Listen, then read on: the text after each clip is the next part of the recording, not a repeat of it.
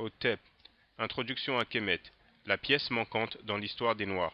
Je suis Chakan de Kemet. Mon but est que vous appreniez et compreniez des informations dont vous n'avez sûrement jamais entendu parler auparavant. Pour cette raison, le début sera quelque peu méticuleux, parce que c'est nécessaire. On deal avec des milliers d'années d'enseignement. On va utiliser des sources premières, des originaux. Il y aura des noms, des dates et des lieux. Commençons donc maintenant. L'Afrique. Je ne veux pas perdre de temps avec ceux qui prétendent que l'Égypte se situe dans le Moyen-Orient, car comme vous pouvez le voir, l'Égypte se situe bel et bien en Afrique. Voici le mot Kemet écrit en hiéroglyphe. Le nom originel c'est Medouneter. Donc le premier signe, ça veut dire Kem, c'est un morceau de charbon. Le deuxième signe, c'est pour la lettre T ou le son T, c'est un morceau de pain. Et le troisième signe, un hibou, c'est pour la lettre M. Et ça c'est un idéogramme qui veut dire ville ou bien pays, etc. En dessous, vous voyez comment écrire Kemtu. Et les chiffres entre parenthèses, c'est la classification de Gardiner. Mais c'est sur mon site de toute façon. afrostali.com/Gardiner.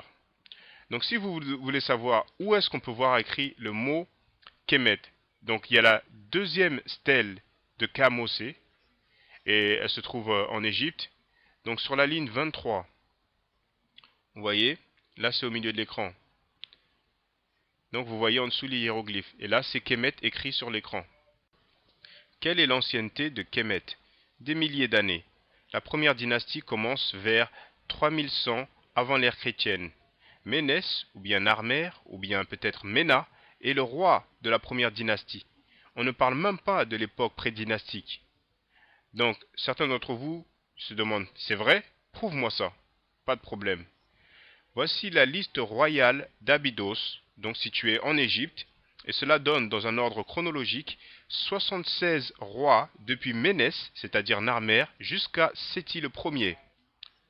Ensuite, vous avez la chapelle des ancêtres du roi Djeotimès, qui est connue sous la forme Toutmosé III, et donc vous avez la référence, ça se trouve au musée du Louvre. Il y a 61 noms depuis Ménès, Narmer, jusqu'à Djeotimès le III. Il y a la pierre de Palerme vers 2500 avant l'ère chrétienne qui se trouve en Italie. Il y a la tête de Narmer qui se trouve au musée Petrie à Londres. Il y a aussi la fameuse palette de Narmer. Vous avez la référence, elle se trouve au musée du Caire et elle date de 5000 ans. Elle a 5000 ans cette pierre. Pourquoi est-ce que ça s'appelle Égypte aujourd'hui? Cela vient de Het Kapta, la maison du Ka de Ptah. En grec, ça nous donne Aegyptos, en latin, ça nous donne Aegyptus, et finalement, en français, Égypte. Het Kapta, c'est en fait Memphis. Et c'est aussi après Memphis que la ville des États-Unis a été nommée. Et je vais vous montrer où nos ancêtres ont écrit Het Kapta il y a environ 3000 ans, mais avant, je veux que vous ayez de la compréhension sur la source que je vais utiliser. Pert M. Heru, plus connu sous le nom de Livre des Morts. C'est un papyrus qui a 3000 ans, qui est actuellement au British Museum à Londres, en Angleterre, et la référence est 10470. C'est une compilation d'incantations, et cela en fait est réservé pour la spiritualité et la vie dans l'au-delà. Donc à chaque fois que je cite le livre, c'est l'édition dont je parle. Il faut comprendre qu'il y a d'autres versions plus anciennes. Et quand les gens meurent, cela se trouve avec eux dans les sarcophages. Et voici un exemple, le Pert Emheru de Hunefer, vers 1300 avant l'ère chrétienne, qui se trouve aussi au British Museum. Ça, c'est le Pert Emheru de Nacht, toujours la même date et aussi au même endroit, au British Museum en Angleterre. Ça, c'est le Pert Emheru de Nebseni. La date, c'est environ 1400 avant l'ère chrétienne, toujours au même endroit à Londres. Là, c'est le Pert Emheru du scribe Nebket. Donc celui-ci se trouve au musée du Louvre à Paris, en France, et ces textes en fait dérivent de textes plus anciens encore qui s'appellent les textes des pyramides, des sarcophages, pardon. Et donc là un exemple de Goua vers 1800 avant l'ère chrétienne. Vous avez la référence en dessous. Ça vient d'Égypte, mais ça se trouve au British Museum à Londres, en Angleterre. Et les textes dérivent de textes encore plus anciens qui s'appellent les textes des pyramides. Et là, c'est un exemple, texte des pyramides du roi Ounas, vers 2300 avant l'ère chrétienne. Et là, c'est le texte des pyramides du roi Téti le Ier, vers 2200 avant l'ère chrétienne. Donc pourquoi est-ce que les Européens ont appelé cela le livre des morts? Tout simplement parce que la plupart du temps, c'était retrouvé dans des tombes. Et c'est le cas pour celui du scribe Annie. Et on peut savoir quel est le vrai nom du livre. Et si on va à la page 28 du livre que je vous ai montré auparavant, il est écrit que le nom pour le livre des morts est Pert Emheru, qui peut être traduit ainsi. Manifestation dans la lumière, sortir à la lumière, sortir au jour. À la page 355, ça nous informe que c'est dans le feuillet 5, en anglais plate, Pert Emheru. Donc pourquoi est-ce qu'on parle de feuillet? C'est parce que le papyrus d'Ani a été trouvé et à l'époque il mesurait environ 20 mètres de long. Et Wallis Budge, qui l'a acheté, l'a coupé en 37 morceaux. C'est pourquoi on parle de feuillet. Et voici donc le feuillet numéro 5 et je vais vous montrer où est-ce qu'on voit écrit Pert Emheru. Ça c'est l'original qui se trouve au musée, British Museum. Donc voilà, je coupe. Et en dessous, vous pouvez voir le Médunéter, et c'est bien ici, Pert Emheru.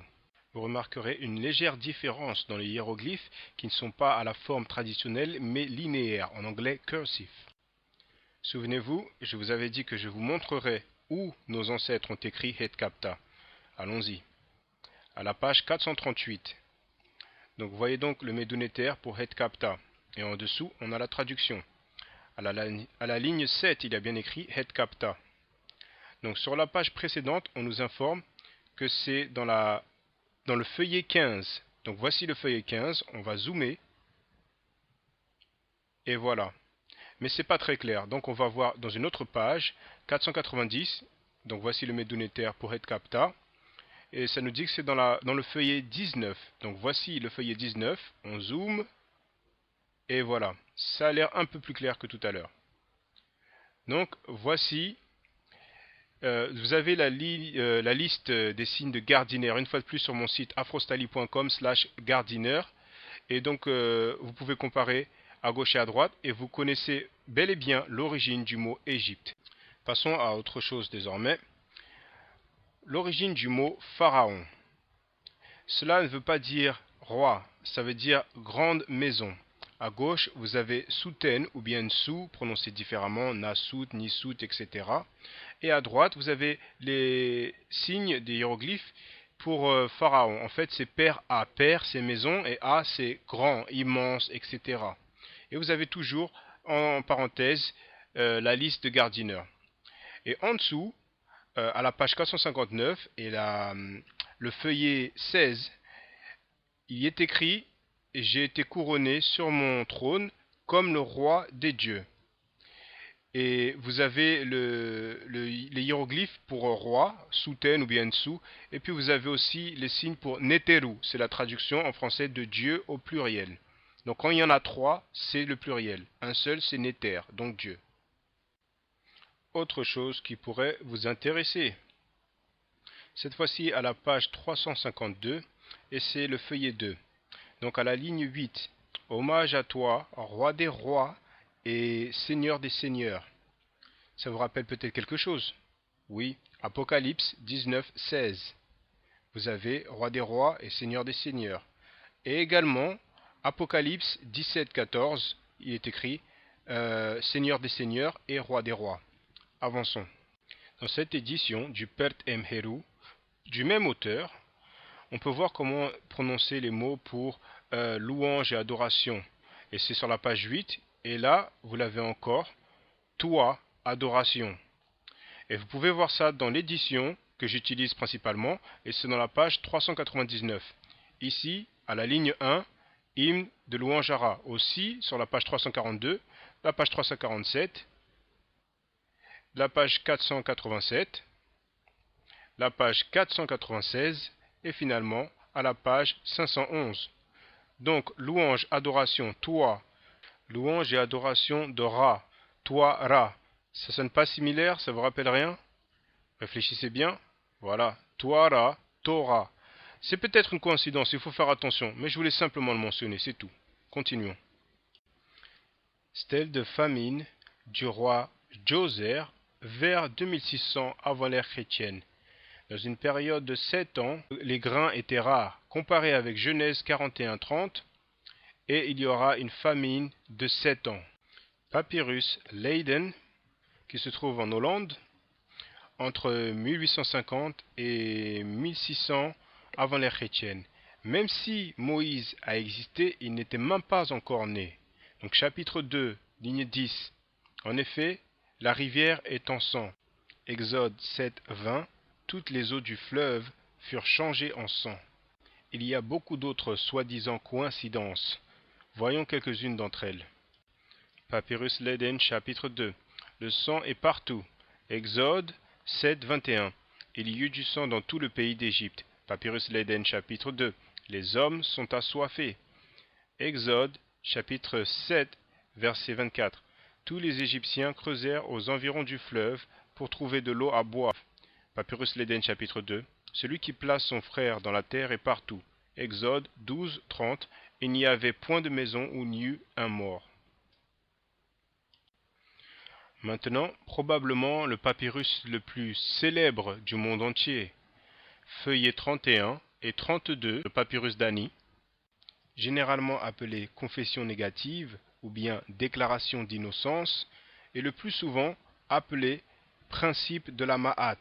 Nous allons voir la traduction qui se trouve dans la page 576. Nous allons donc comparer les principes de la Ma'at avec les 10 commandements. Déclaration numéro 27. Je n'ai pas blasphémé. Exode 20, verset 7. Tu ne prendras point le nom de l'Éternel, ton Dieu, en vain. Déclaration numéro 24. Je n'ai pas transgressé la loi. Exode 20, verset 8. Souviens-toi du jour du repos, pour le sanctifier. Déclaration numéro 4. Je n'ai tué ni homme ni femme. Exode 20, verset 13. Tu ne tueras point. Déclaration numéro 11. Je n'ai pas commis d'adultère. Exode 20, verset 14. Tu ne commettras point d'adultère. Déclaration numéro 3. Je n'ai pas volé. Exode 20, verset 15. Tu ne voleras point. Déclaration numéro 8 et 18. Je n'ai pas prononcé de mensonge. Je n'ai pas calomnié. Exode 20, verset 16. Tu ne porteras point de faux témoignages contre ton prochain. Déclaration numéro 20 et 21. Je n'ai pas débauché la femme d'autrui. Exode 20, verset 17. Tu ne convoiteras point la femme de ton prochain. Psaume 23, 4. Ta houlette et ton bâton me rassurent. Si je cite tel ou tel livre, la question de la croyance n'entre pas en jeu. Il s'agit simplement de faire une comparaison des textes. Certains pourraient vous dire, mais regarde, les Égyptiens anciens priaient le soleil.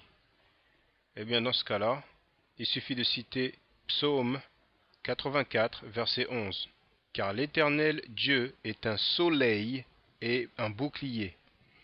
Probablement, ils vont vous laisser tranquille, parce que soit ils vont à la lettre, ou bien sinon, ils ne devraient rien vous dire.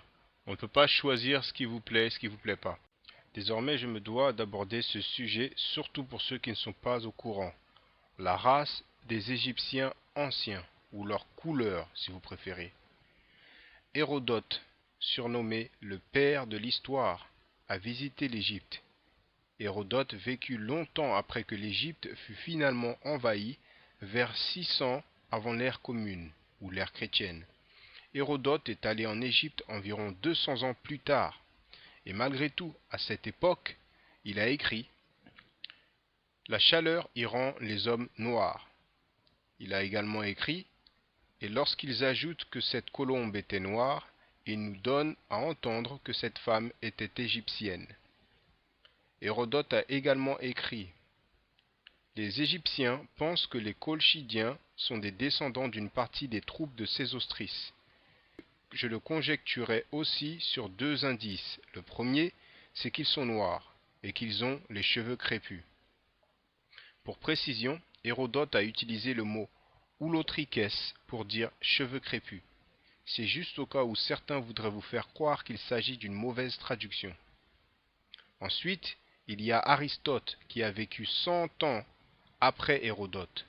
Aristote a écrit « Ceux qui sont excessivement noirs sont couards. Ceci s'applique aux Égyptiens et aux Éthiopiens. » Pour précision, Aristote a utilisé le mot agan melanes pour dire excessivement noir. C'est juste au cas où certains voudraient vous faire croire qu'il s'agit d'une mauvaise traduction. Volney, en parlant des Coptes, a écrit: quel sujet de méditation de voir la barbarie et l'ignorance actuelle des Coptes, issus de l'alliance du génie profond des Égyptiens et de l'esprit brillant des Grecs, de penser que cette race d'hommes noirs, aujourd'hui notre esclave, est l'objet de nos mépris, et celle-là même à qui nous devons nos arts, nos sciences, et jusqu'à l'usage de la parole. Champollion, considéré comme étant le premier Européen à avoir déchiffré les hiéroglyphes, a écrit: on y trouve aussi les Égyptiens et les Africains représentés de la même manière, ce qui ne pouvait être autrement. Je vais vous montrer ce qu'il décrivait. Il s'agit d'une peinture dans la tombe de Séti Ier. C'est une représentation des races humaines vues par les Égyptiens anciens. Comme vous pouvez le voir, le mur est très endommagé. Cela n'a pas l'air naturel à mon avis. Peut-être que quelque chose les dérangeait. Voici une reproduction qui est censée représenter la peinture que j'ai montrée précédemment. Et celle-ci les arrange parce qu'ils essayent de dire que le teint le plus foncé représente un Soudanais et que le teint du dernier personnage à droite représente un Égyptien. Mais ce n'est pas le seul endroit où les Égyptiens anciens ont représenté les races humaines. D'ailleurs, Champollion lui-même en parle dans ses correspondances à son frère. Par exemple, il y a la tombe de Ramsès III et un archéologue nommé Lepsius a créé un dessin de cette peinture. Et cette image se trouve en couverture du livre de Cheikh Anta Diop intitulé Nation Nègre et Culture. La description que je vais vous donner maintenant vient d'un livre écrit par Ivan van Sertima et le titre c'est Early America Revisited et c'est la page 53, donc je vais traduire moi-même de l'anglais. Cette peinture venant de la tombe de Ramsès III montre que les Égyptiens se voyaient comme noirs et qu'ils se représentaient comme tels en peinture, de sorte qu'il n'y ait pas de confusion possible avec les Indo-Européens ou les Sémites. Ceci est une représentation des races dans leurs moindres détails en termes de différence, ce qui assure la fiabilité des couleurs. Durant leur histoire tout entière, les Égyptiens n'ont jamais eu la fantaisie de se représenter par les types B ou D. Comme vous pouvez le constater, le type A représente l'Égyptien vu par lui-même, le type B représente l'Indo-Européen, le type C représente les autres Noirs d'Afrique, le type D représente le Sémite. Désormais, en restant dans le sujet de la race et de la couleur, et j'aimerais parler de cette couleur rouge parce que c'est mentionné très souvent. Il faut comprendre qu'il y a 3000 ou 4000 ans, les gens n'allaient pas simplement dans un magasin et disaient: bonjour monsieur, est-ce que je peux avoir de la peinture noire s'il vous plaît? Merci. Non, ça ne fonctionnait pas comme ça. Ce qu'ils devaient faire, c'était d'utiliser la nature pour avoir des couleurs. Une des choses qui était abondante en Égypte, c'est l'ocre. Et c'est ce qu'ils utilisaient souvent pour la coloration. Donc je vais d'abord vous donner des références et ensuite des exemples concernant l'application. La vie et la mort en Égypte antique par Sigrid Odell ONS, page 19. Le rouge était produit presque exclusivement à partir d'un oxyde de fer naturel abondant en Égypte. Le livre Egypt Revisited par Ivan van Sertima, page 53. Article de James Bronson intitulé Le mythe de la race rouge foncé. Le mythe des Égyptiens appartenant à la soi-disant race rouge foncé a été créé au début du XIXe siècle et il continue d'être perpétué par les académiciens comme les profanes. Cette proposition est principalement basée sur la couleur utilisée de manière générale pour représenter les Égyptiens anciens sur les peintures murales ou de papyrus et sur les statues. Mon opinion, exprimée de façon similaire par le défunt spécialiste sénégalais Cheikh Anta Diop, est qu'il n'existe pas de race rouge foncé. Cette teinte était en fait également utilisée dans un contexte symbolique. Désormais, regardez ces femmes noires de Namibie et elles font partie de la tribu des Himba. Elles sont couvertes de rouge et elle est couverte de rouge de la tête aux pieds, le corps tout entier. Vous avez aussi des choses similaires au Kenya, comme vous pouvez le voir ici. Et pour ceux qui pensent que c'est seulement les femmes, voici un homme. Donc vous pouvez avoir une idée. Dans quelques siècles, ils diront sûrement que non, ces gens en Namibie et au Kenya n'étaient pas noirs, ils faisaient partie de la race rouge foncé. Qui sait? Ils diront peut-être même qu'il s'agissait d'une population métissée. Bref, comparez la couronne à gauche avec la coiffure de cheveux à droite. Cette personne vient du Rwanda. Voici une représentation de Nefertiti. Je sais que vous avez l'habitude de cette statue-là, qui malheureusement est non seulement fausse mais anonyme. En tout cas, voici une autre représentation de Nefertiti. Là, comparez cet enfant de la tribu Himba, sa coupe de cheveux, avec la fille d'Akhenaton à droite.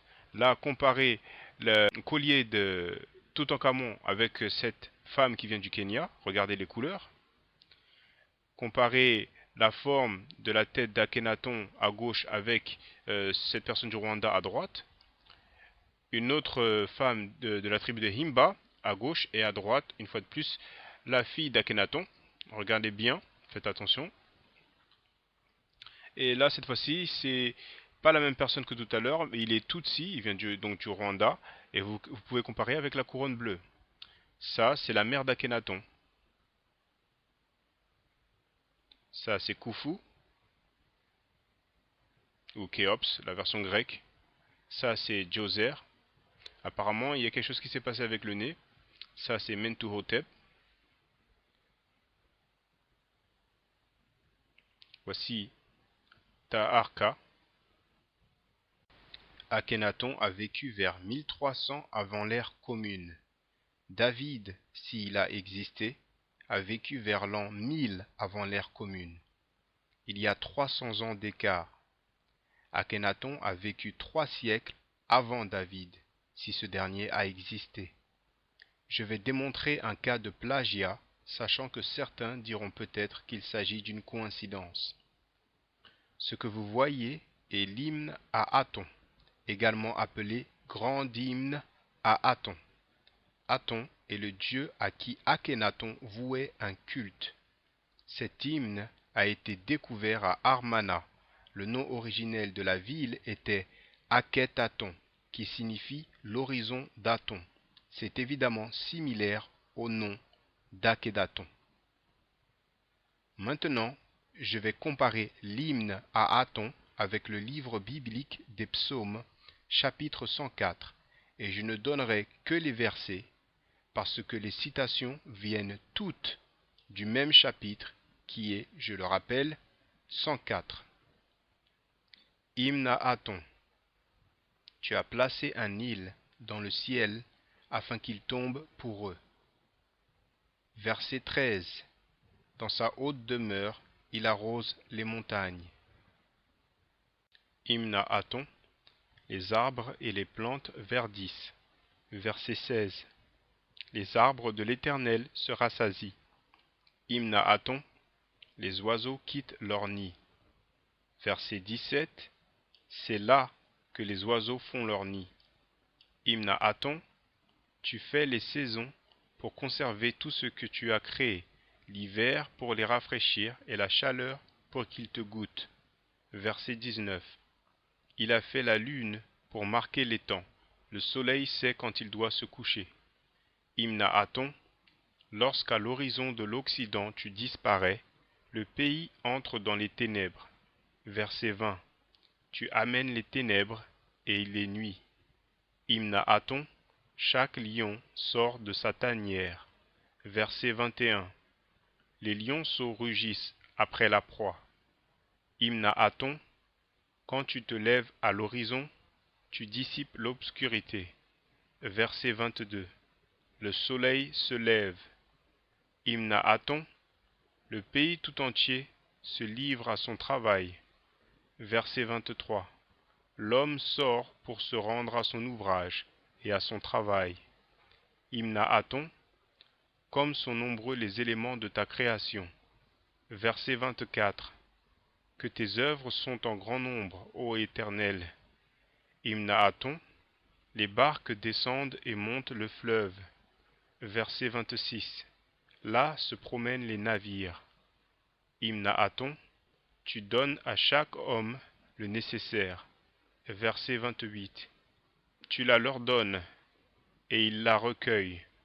Tu ouvres ta main, et il se rassasie de bien. Hymnaton.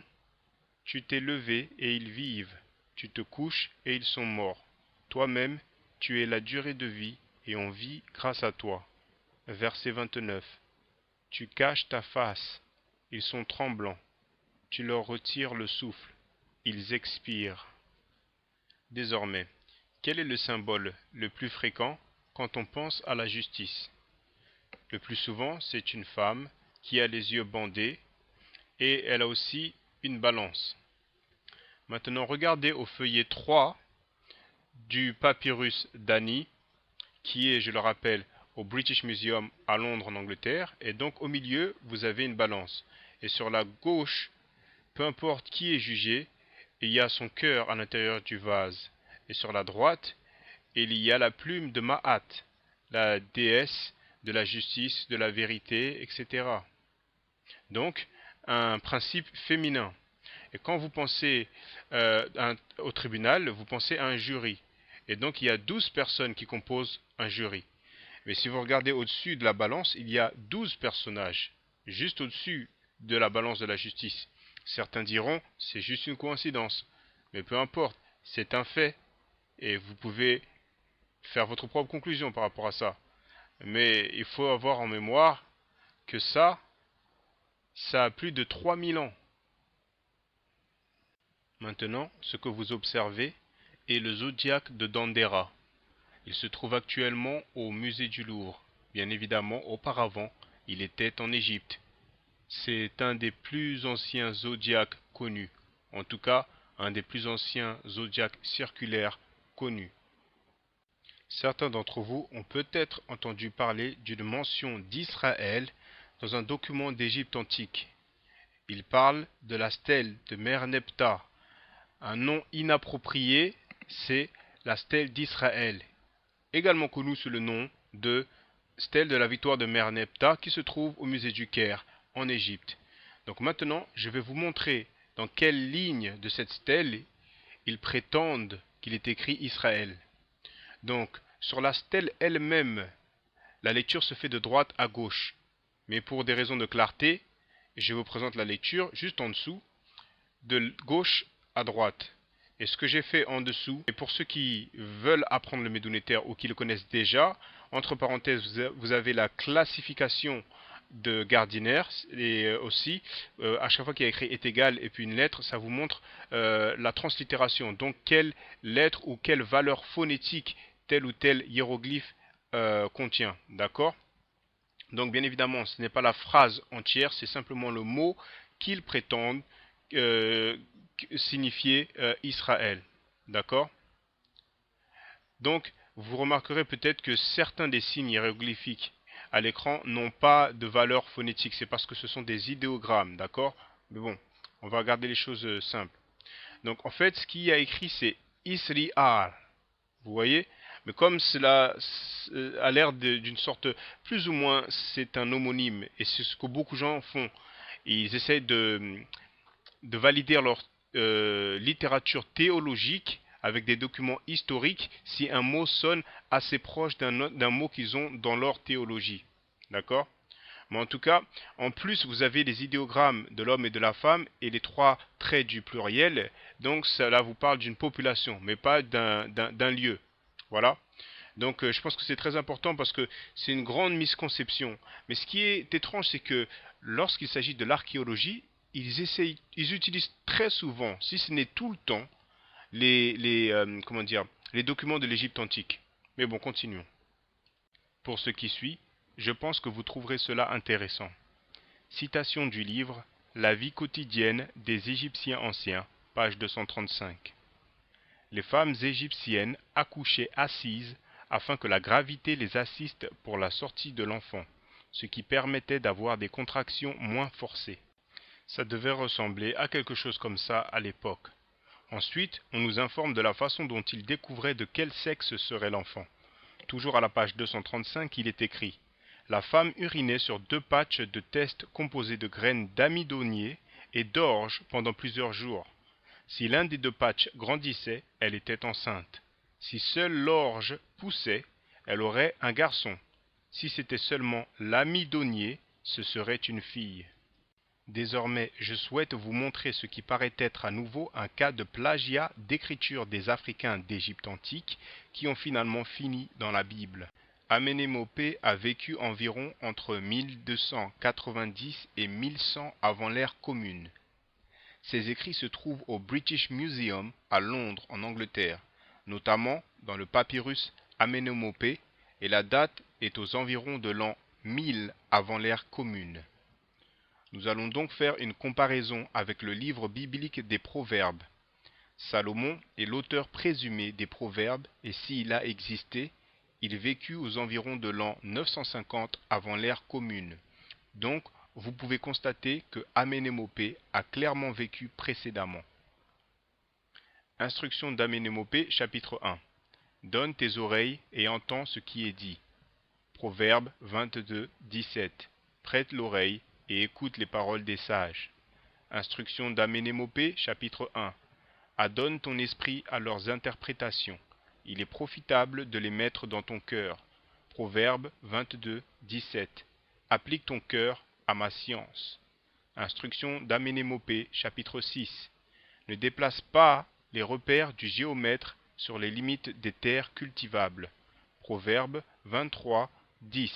Ne déplace pas la borne ancienne et n'entre pas dans le champ des orphelins. Instruction d'Amenémopé, chapitre 7. Si tu obtiens des richesses par le vol, elles ne passeront pas la nuit avec toi. Elles se sont fait des ailes comme l'oie, et elles volent au ciel. Proverbe 23, 5. Veux-tu poursuivre du regard ce qui va disparaître? Car la richesse se fait des ailes, et comme l'aigle, elle prend son vol vers les cieux. Instruction d'Amenémopé, chapitre 9. Ne fraternise pas avec l'homme au tempérament chaud. Ne l'approche pas non plus pour converser. Proverbe 22, 24. Ne fréquente pas l'homme coléreux. Ne va pas avec l'homme violent. Instruction d'Amenémopé, chapitre 10. Dieu haït celui qui falsifie les paroles. Sa grande abomination est la fausseté. Proverbe 12, 22. Les lèvres fausses sont en horreur à l'Éternel. Instruction d'Amenémopé, chapitre 11. Ne convoite pas la propriété de celui qui est dépendant. Proverbe 22, 22. Ne dépouille pas le pauvre parce qu'il est pauvre. Instruction d'Amenémopé, chapitre 13. Il est meilleur d'être loué comme quelqu'un d'aimer des hommes plutôt que la richesse dans le dépôt. Proverbe 22, 1. La réputation est préférable à de grandes richesses, et la grâce vaut mieux que l'argent et que l'or. Instruction d'Amenémopé, chapitre 17. Ne te fais pas une double mesure. Proverbe 20, 23. L'Éternel a en horreur deux sortes de poids, et la balance fausse n'est pas une chose bonne. Instruction d'Amenémopé, chapitre 21. Ne fais pas circuler tes paroles aux autres. Ne fraternise pas non plus avec ceux qui ne cachent rien. Proverbe 20, 19. Celui qui répand la calomnie dévoile les secrets. Ne te mêle pas avec celui qui ouvre ses lèvres. Maintenant, il reste encore un peu. Je vais toujours citer les proverbes, mais cette fois-ci, les écrits africains plagiés sont ceux de Ptahhotep qui vécut 2400 avant l'ère commune. Il y a deux fragments au British Museum à Londres en Angleterre, et il y a aussi le papyrus Pris en France, qui est en fait une copie rédigée entre 2000 et 1600 avant l'ère commune. Souvenez-vous que Salomon, s'il a existé, a vécu vers 950 avant l'ère commune. Sagesse de Ptahhotep. Ne sois pas fier de tes connaissances. Consulte l'ignorant tout comme le sage. Proverbe 1, 5. Un homme sage entendra et augmentera en apprentissage. Sagesse de Ptahhotep. Si tu rencontres quelqu'un qui se dispute, tu feras augmenter ta valeur par le silence. Proverbe 17, 14. Commencer une querelle, c'est ouvrir une digue. Avant que la dispute s'anime, retire-toi. Sagesse de Ptahhotep. Si tu te trouves parmi des invités à la table de gens plus hauts que toi, regarde ce qui est devant toi. Proverbe 23, 1. Si tu es à table avec un grand, fais attention à ce qui est devant toi. Sagesse de Ptahhotep. Ne te vante pas auprès de ton voisin. Les gens ont un grand respect pour l'homme silencieux. Proverbe 17, 28. L'insensé même, quand il se tait, passe pour un sage. Celui qui ferme ses lèvres est un homme intelligent. Certains disent qu'une image vaut plus que 1000 mots. Donc, voyons quelques-unes. Donc, nous allons à Giza. Est-ce que vous étiez au courant? Vous savez, la constellation d'Orion, la ceinture d'Orion, saviez-vous que c'était aligné? Vous avez les images là des trois pyramides donc qui se trouvent aux environs du Caire. Et il faut savoir aussi que c'est les plus anciennes et les seules restantes quand on parle des 7 merveilles du monde. Maintenant, on va voir ce qu'il y a à Saqqara. Donc ça, c'est la pyramide à degrés de Djoser qui a été, comment dire, le design, ça vient d'Imhotep. Là, c'est un complexe, donc un temple de Djoser. Ça, c'est le bateau de Khufu. Et la version grecque du nom Khufu, c'est Khéops. Vous pouvez voir que la bonne qualité quand même, puisqu'on parle de plusieurs millénaires. Maintenant, quittant Saqqara, on va voir à Akhetated. Donc c'est la ville d'Akhenaton. Il ne reste pas grand-chose parce que ça a été construit seulement en 5 ans. Mais bon, il reste quand même quelque chose. Il faut savoir que ça a été abandonné il y a 3000 ans. Mais on trouve quand même, des restes. Maintenant, on va voir ce qu'il y a à Abydos. Donc ça, c'est le temple de Séti Ier. Ça, c'est l'intérieur. Maintenant, on va aller voir ce qui se passe à Dendera. C'est là où il y avait le Zodiac, souvenez-vous, qui se trouve maintenant au musée du Louvre. Ça, c'est le temple de Hathor, ou bien un nom originel Hetheru. Maintenant, quittant Dendera, on va voir à Luxor. Et voilà, probablement l'endroit le plus populaire, particulièrement pour les touristes. Vous voyez. Donc voilà les galeries, ça c'est l'entrée. Et vous savez, il manque un obélisque, et ben voilà, c'est celui qui est à Paris. Vous voyez. Maintenant, quittant Luxor, on va aller voir ce qu'il y a à Edfou. Voilà un temple.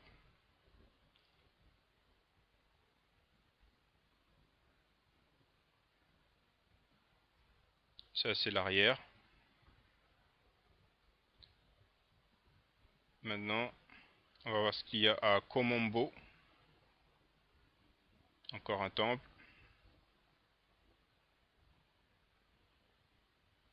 Tous ces vestiges dans le même pays. Et on retrouve tout le temps, des sarcophages, des momies, etc. Ça c'est filé.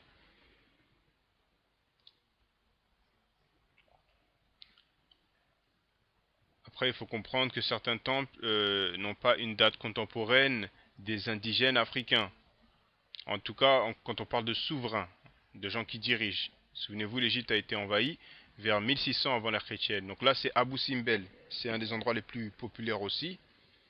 Ça a été sauvé par l'UNESCO, en quelque sorte. C'était un mouvement international. Quand il y allait avoir le barrage, donc ils ont élevé le site. Ça, c'était Ramsès II. Donc voilà, c'était juste un petit aperçu de ce qu'il y a à Kemet. Kemet, c'est le nom original. Là, c'est Méroé, temple à Amon. Et vous voyez quelques-unes des pyramides qui se trouvent en Nubie, au Soudan. Donc là, c'est tout à gauche, c'est Isis ou Aset avec Horus ou Héru. Et après, on a vu l'évolution avec l'influence sur le christianisme. Et puis après, ce que vous avez vu en dernier aussi, c'était la Trinité originelle, en fait. Donc maintenant, ce que je veux dire, très brièvement, c'est que je veux remercier tous ceux qui ont fait l'effort d'apprendre et aussi d'enseigner l'histoire telle qu'on se doit de le faire, parce que les gens mélangent souvent théologie et histoire. Donc je veux dire aux gens, aux frères et aux sœurs, je sais que c'est difficile, je sais ce que c'est quand vous essayez d'ouvrir les yeux des vôtres et qui croient que vous êtes fou, qui croient que vous racontez n'importe quoi, vos propres amis, les propres membres de votre famille essaient de vous ridiculiser, vous prennent à la légère, etc. Je suis moi-même passé par là, donc je parle en connaissance de cause. Mais quand on parle d'histoire ancienne, beaucoup de gens sont jaloux quand il s'agit de l'Égypte antique. Pourquoi? Parce que, comme vous l'avez vu, on a énormément de vestiges, énormément de documents. Vous voyez? Donc j'espère que vous avez apprécié ce que vous avez vu. Et comprenez que j'ai traduit ça parce que ça a été fait en anglais à la base, donc je l'ai traduit de l'anglais au français. Mais de toute façon, je pense que jusque-là, tout est clair. Mais là, je suis à la fin, donc forcément, je ne dis pas exactement la même chose que j'ai dit aux anglophones. Vous comprenez ce que je veux dire? Mais bon, pour information, cette traduction est faite, là, on est en octobre 2012. Voilà. Et cette présentation a été faite à la base il y a environ 2 voire 3 ans, d'accord? Mais peu importe. Maintenant, c'est à la portée de tous. Il faut montrer ça à ses amis, montrer ça à sa famille. Il faut faire signe si jamais j'ai fait des erreurs ou si jamais j'ai dit quelque chose qui est faux, parce qu'on doit tous se corriger. Mais en tout cas, il y a une différence entre faire une erreur et dire un mensonge. Quand on dit un mensonge, c'est-à-dire qu'on sait que c'est faux et on le présente aux gens. Et il y a beaucoup de gens qui ont fait ça, malheureusement, que ce soit dans l'Hexagone ou que ce soit dans l'outre-mer, en Amérique, un peu partout. Et ça, pour les gens qui sont anglophones, à travers mes vidéos, vont le réaliser. Il y a beaucoup de gens qui mentent volontairement au peuple, soit pour l'argent, soit pour la gloire, soit pour que sais-je encore. Vous voyez ce que je veux dire? Mais quand on parle de Mahat, parce que Mahat c'est vérité, bon, vérité, justice, et égalité, etc., etc. Mais en tout cas, parler de Mahat et volontairement mentir aux gens de façon répétée, là, je crois que c'est incompatible. Donc, pour ceux qui ne savent pas, mon nom c'est Chaka Ndougou Kemet. Et une fois de plus, mon site c'est afrostyle.com.